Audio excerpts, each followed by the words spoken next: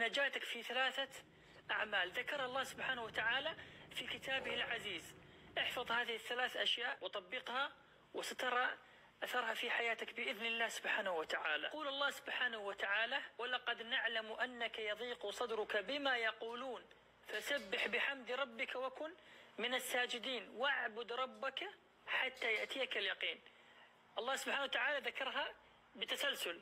ذكر أولا كثرة ذكر الله سبحانه وتعالى وخصوصا سبحان الله وبحمده. ثانيا الصلاة وإطالة السجود.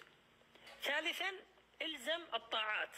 الله سبحانه وتعالى ذكر لك هذه الأشياء حتى يزيل عن قلبك متاعب الحياة وما أصابك من كرباتها. قول النبي عليه الصلاة والسلام: من أصابه هم أو غم أو سقم أو شدة فقال الله ربي لا شريك له كشف عنه ذلك. احفظوا ما جاء به كتاب الله وسنة نبيه عليه الصلاة والسلام. يقول النبي صلى الله عليه وعلى آله وسلم: من سأل الله الجنة 3 مرات: اللهم إني أسألك الجنة، اللهم إني أسألك الجنة، اللهم إني أسألك الجنة 3 مرات، تقول الجنة: اللهم اجعله من أهلي. تخيل الجنة تدعو لك. ومن قال: اللهم أجرني من النار 3: اللهم أجرني من النار، اللهم أجرني من النار، اللهم أجرني من النار، تقول النار: اللهم أجره مني. تخيل هذا الحديث الذي عرض على ابن باز وصححه، قال هذا الحديث فيما أعلم صحيح. إنك تدعو الله أن يدخلك الجنة 3 وأن يجيرك من النار 3 يدخلك الله الجنة أو يعيذك من النار. فاحفظ هذا الحديث ورددوه دائما. جعلني الله وإياكم من أهل الجنة.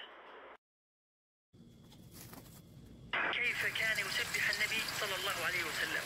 النبي عليه الصلاة والسلام كان يستغفر الله ويسبح ويحمد الله، لكن كيف هي الطريقة؟ هل في المسبحة هذه أو في الحصى أو كيف؟ أو هكذا في يده السنة، وكما قال العلماء وذكره يسبح هكذا، يعقد في يديه سبحان الله الحمد لله سبحان الله، يعقد عقدا، أو برؤوس الأصابع سبحان الله الحمد لله استغفر الله سبحان الله. هذه هي السنة. وطالب كان جالس مع ابن عثيمين يحضر عنده الدروس، فكان يسبح في هذه الطريقة، فقال له ابن عثيمين رحمه الله: هذه ليست السنة، السنة أن تعقد عقدا هكذا. هذا والله تعالى أعلم.